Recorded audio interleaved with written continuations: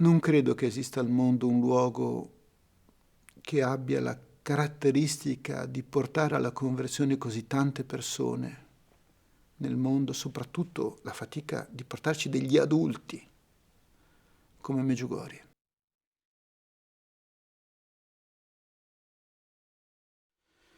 Io sono nato e vissuto a Genova, in Italia, nato il 18 marzo 1962, adesso ho 62 anni, e sono cresciuto in una famiglia cattolica. Mia mamma era molto credente. Al liceo sono entrato negli scout perché mia mamma era preoccupata che io mi lasciassi portare via dalla corrente della nostra società. E così, fin da bambino, ho cominciato ad avere una vita spirituale abbastanza intensa. Ricordo di aver fatto la prima comunione ad Assisi perché i miei volevano sottolineare l'importanza del primo incontro con Gesù, che non fosse soltanto una festa sociale. Negli scout ho avuto la fortuna di avere un assistente spirituale che poi è diventato mio padre spirituale, molto valido, che adesso è il cardinal Bagnasco. E facevo una vita serena, amavo molto lo sport, tantissimo sport, e poi mi sono iscritto a matematica e matematica era veramente la mia passione, mi piaceva tantissimo, studiavo matematica e quando ero al secondo anno più o meno, a 20 anni, mia madre, che era abbonata a una rivista mariana diretta da Oscar Luigi Scalfaro, che poi diventerà nostro Presidente della Repubblica, lesse una rivista molto, molto compassata, molto tranquilla, lesse di apparizioni in Jugoslavia a 6 ragazzi. A Medjugorje, un villaggio, l'indicazione era 20 miglia a ovest di Mostar, quindi anche erronea, era il 1982 e visto che noi d'estate andavamo a fare dei viaggi in giro per l'Europa in roulotte con i miei genitori, io, mio padre, mia madre e mio fratello, e decidemmo di andare a fare dei bagni in Dalmazia e poi di venire a vedere cosa succedeva qui. E così siamo venuti in Dalmazia e un giorno i miei genitori hanno preso la macchina e sono venuti a cercare Medjugorje dopo una faticosa ricerca perché erano arrivati a Široki Brik, ma era il momento della persecuzione forte, quindi non avevo nemmeno il coraggio di chiedere dove era Medjugorje. Alla fine hanno chiesto a una ragazza che ha rialzato la testa a vedere se non c'era nessuno e ha indicato la strada di Medjugorje col dito. E loro hanno fatto questo lungo sterrato, era ancora sterrata, che da Široki Brig arriva all'unico incrocio dove c'era l'unico cartello che indicava Medjugorje per chi veniva dall'Italia. E sono arrivati a Medjugorje, sono tornati al mare e hanno detto: abbiamo parlato con i frati, è bellissimo, attacchiamo la roulotte e andiamo a Medjugorje. E così siamo andati anche noi. Io avevo 20 anni, mio fratello 18, e siamo arrivati a Medjugorje, ci siamo parcheggiati sotto i cipressi, adesso ce n'è rimasto uno, che erano proprio lì vicino alla chiesa, a un passo dall'angolo della chiesa, 10 metri dall'angolo della chiesa, e abbiamo partecipato alla vita della parrocchia. Quell'estate, l'estate del 1982, alla festa dell'Assunta eravamo 15 italiani e basta, solo croati. E abbiamo vissuto un bel po' di giorni qua. Sono stati giorni bellissimi, sereni. Io ho ricordo vivo di questa popolazione, di queste persone croate, tante donne con il costume, no, tradizionale, col fazzoletto sulla testa, la gonna nera, e il grembiule, questi grossi uomini che davano l'idea che se ti tiravano uno schiaffo ti levavano d'insieme, che tenevano il rosario in mano e pregavano. Era una cosa impressionante la risposta alla messa sembrava un tuono. Si sentiva una fede, una convinzione, una forza che ti travolgeva. E così rimasi impressionato. Io non partecipai all'apparizione quella prima volta, non potei neanche andare sul colle. Dunque, padre Ioso era in prigione. Quindi un momento particolare, duro. Ioso in prigione. Non mi è mai più capitato di andare in una parrocchia e di trovare il parroco in prigione a motivo della fede, nel corso della mia vita. Per questo nutro grande stima per padre Ioso e per quello che ha fatto e per quanto ha sofferto per la sua parrocchia, per i suoi parrocchiani e per non volere cedere sulla testimonianza della messa e della preghiera nella comunità parrocchiale. Per quello è finito in prigione e ha subito ogni genere di persecuzione. E sono passati 42 anni e ancora porto nel cuore questa testimonianza che per me è stato un dono di vita veramente grande. E la comunità l'ho trovata molto accogliente. I croati sembrano rudi, ma poi hanno un cuore d'oro. E qui ho trovato appunto questa bella accoglienza, ci siamo trovati bene, è stato veramente bello. La preghiera era incredibile, non avevamo mai pregato così nella nostra vita. Eppure pregavamo, io dicevo già il rosario, non è che l'ho scoperto a Medjugorje. Però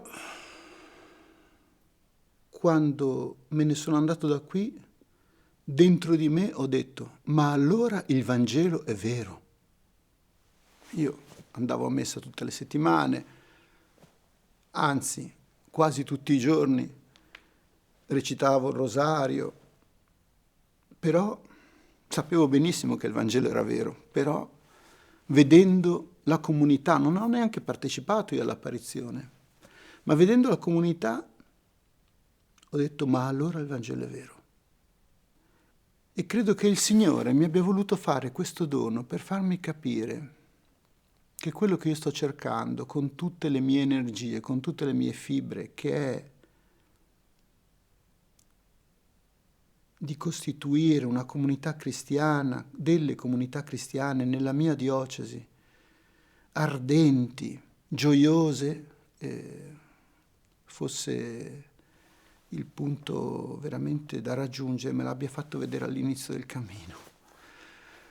E così per me è stata un incontro bellissimo quella con la comunità di Medjugorje che mi ha segnato tornando a casa.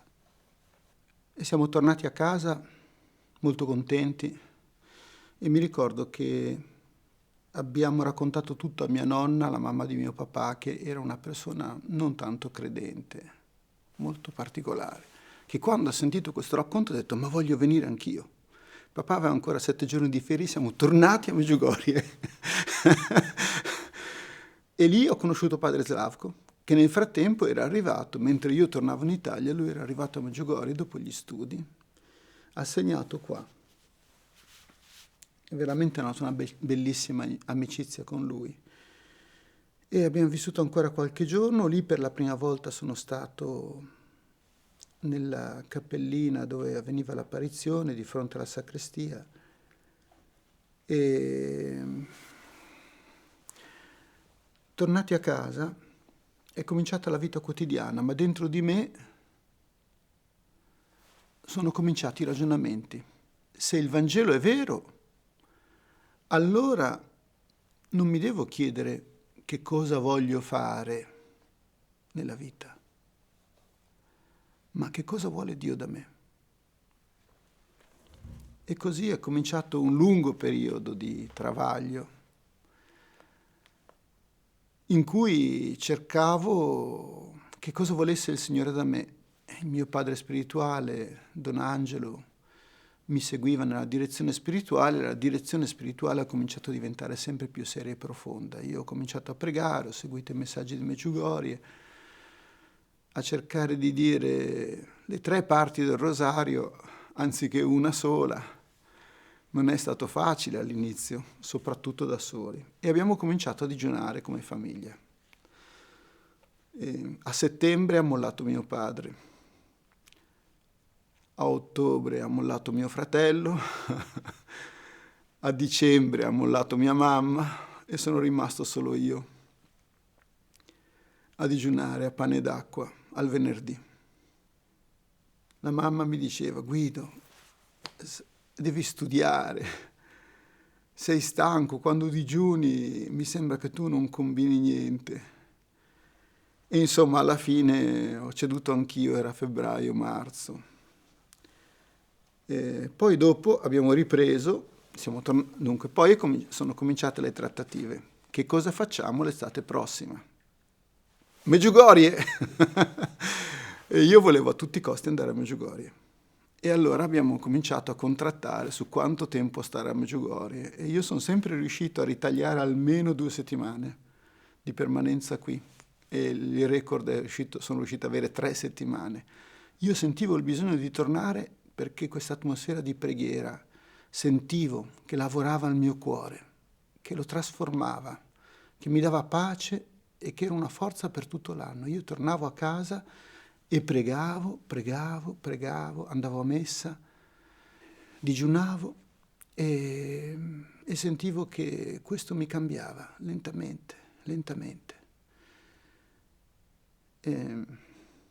Ricordo l'anno che sono arrivato qua, dopo che con fatica ero riuscito a tornare a digiunare da pochi mesi, a fare il digiuno con costanza.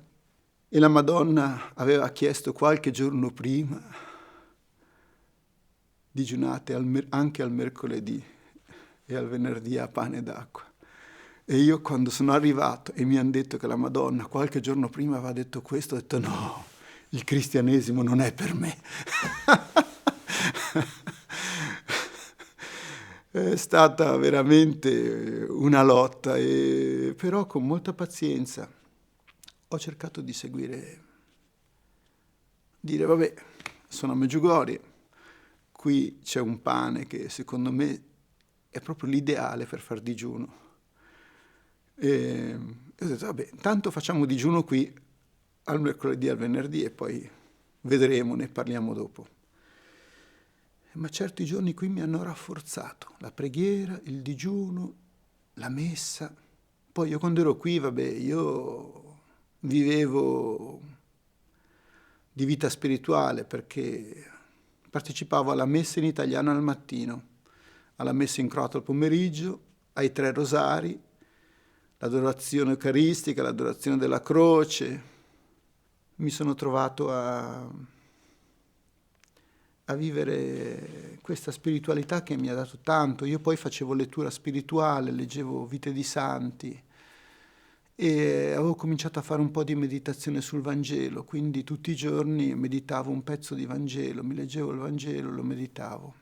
Non dimenticherò mai quei momenti. Ci sono delle volte che mi ricordo proprio di quando avevo questi 20 e 23 anni e meditavo il Vangelo, mi ricordo ancora quelle meditazioni, come mi nutrivano, come ero felice di meditare il Vangelo. E sono stati anni veramente di grande nutrimento. Io qui venivo e veramente facevo il pieno. Poi il primo anno non si poteva neanche andare sul Colle delle Apparizioni perché c'era la milizia. I miei sono andati su ed era vietato pregare, sono andati su in silenzio e questi li hanno seguiti in 2 con la pistola nel cinturone. fino in cima, loro sono stati lì a pregare in silenzio e poi sono tornati giù e questi dietro, no? Ma poi dopo si poteva andare ed è stato bellissimo anche andare sul colle, sul Križevac a pregare. Poi l'amicizia con padre Slavko, lui veniva da noi a prendere il caffè in roulotte e mi diceva di suonargli i canti, io suonavo la chitarra. Che bei tempi, che bei ricordi, che belle amicizie, che persone straordinarie che ho incontrato qui a Medjugorje. E così dentro di me cresceva la vita spirituale, ma io dicevo, Signore, cosa vuoi da me? Cosa vuoi da me? Cosa vuoi che io faccia? Ma la risposta a questa domanda non veniva. Mi ero reso conto che un po' un ostacolo ero io. Fatto sta che sono arrivato al 1985, stavo finendo matematica e io non capivo cosa volesse il Signore da me, non lo capivo. E ho cominciato la tesi di matematica con la Texas Instrument di Milano, progettavo un microprocessore, una cosa che mi piaceva moltissimo. Già allora, 1985, stavano facendo la ricerca sui computer comandati a voce. E mi piaceva quella roba lì. E io dicevo, Signore, guarda che io sto finendo l'università, Cioè, se tu non mi dici qualcosa, io comincio a lavorare. Devi dirmi qualcosa. Sono venuto qui, i giorni che ho passato qui di preghiera con i miei genitori sono stati molto belli, molto profondi. E pian piano facevano depositare i miei affanni e le mie preoccupazioni che intorbidivano la mia anima, come quando uno porta su una bottiglia di vino genuino dalla cantina un po' velocemente e il fondo viene su e arrivi in casa che la bottiglia è torbida, la metti su uno scaffale e dopo un giorno ritorna trasparente. E così ha fatto questo effetto Medjugorje su di me quell'anno. È come se la mia anima depositasse tutte le preoccupazioni e gli affanni e io ho capito che il Signore mi chiamava a consacrarmi a Lui. Un venerdì all'1 di pomeriggio sotto il sole cocente, giorno di digiuno, come facevamo io e mia mamma, di solito facevamo così non c'era nessuno e si pregava con calma. Siamo saliti sul Križevac insieme. Mia madre stava male, aveva una sete terribile, mi diceva mi berrei l'acqua del vaso di fiori. E io si è nascosta all'ombra dei pilastri della croce, io mi sono messo all'ombra dei bracci della croce, come ho fatto appena adesso, perché io tutte le volte che torno sul Križevac vado a sedermi sempre lì per ringraziare il Signore del dono che mi ha fatto. E sono andato a sedermi lì e sono stato a pregare. E ho capito che i momenti della mia vita in cui ne era valsa la pena di vivere erano i momenti in cui avevo pregato, in cui avevo servito i fratelli. E che per quanto potesse piacermi anche sposarmi, tuttavia in me sentivo come una voce che gridava a Dio e che avrebbe potuto essere saziata soltanto da un rapporto più intimo col Signore. E così sono tornato con questa convinzione. Dovevo capire come, ma sono tornato con questa convinzione di consacrarmi al Signore. Il 22 e 23 settembre 1985 San Giovanni Paolo II è venuto in visita a Genova. E io sono andato al Palasport di Genova, dove abbiamo incontrato, noi giovani eravamo 11.000 mi pare, abbiamo incontrato il Santo Padre, è stata un'emozione incredibile. E Giovanni Paolo II disse: giovani, prendete la vostra vita nelle vostre mani e fatene un autentico capolavoro per Dio. E quella frase mi trafisse il cuore come una spada. E dissi dentro di me, sì Signore, io voglio fare della mia vita un capolavoro per te.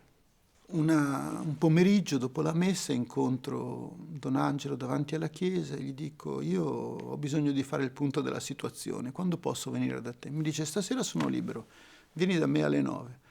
Sono andato da lui, gli ho raccontato la mia vita da capo, la mia vita spirituale. Quando sono arrivato alla fine ho detto: da questo si deduce che sono chiamato a essere sacerdote diocesano.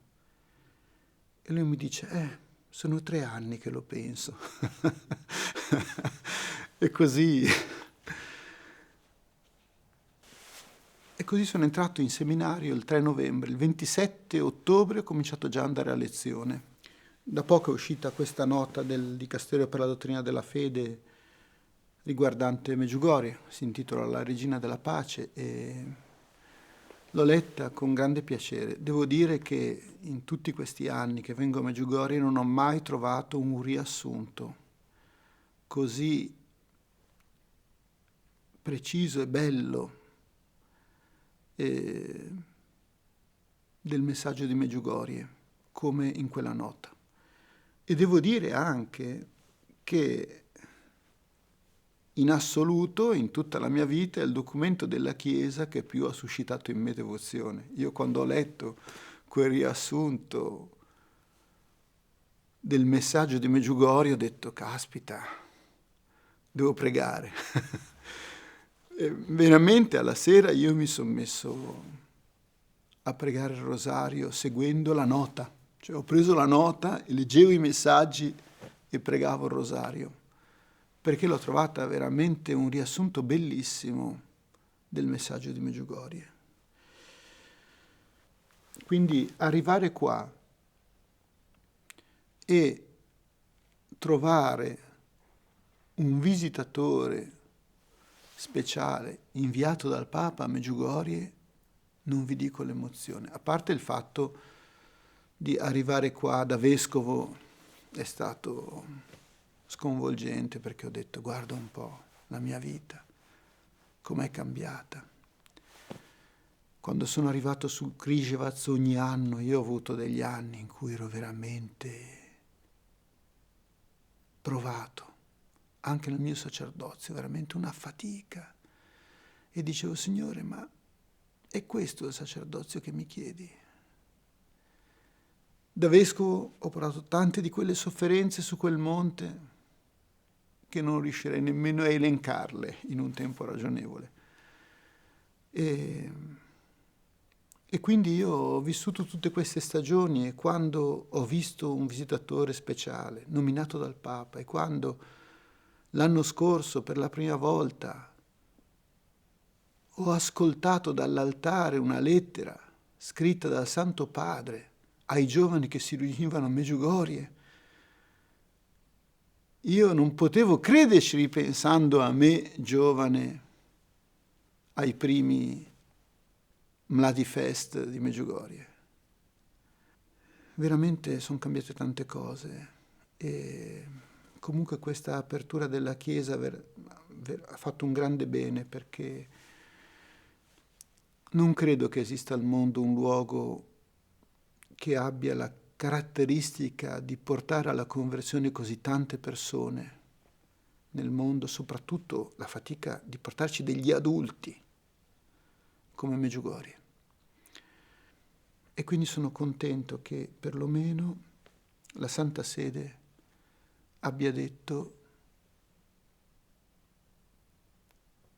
che questi messaggi sono veicolo di una spiritualità vera, di conversioni, di una vita cristiana sana, aderente al Vangelo, secondo il pensiero di Gesù Cristo e della Chiesa. E questo è un sollievo grande, perché insomma non ti devi più vergognare di vivere questa spiritualità e di credere nella bontà di questi messaggi.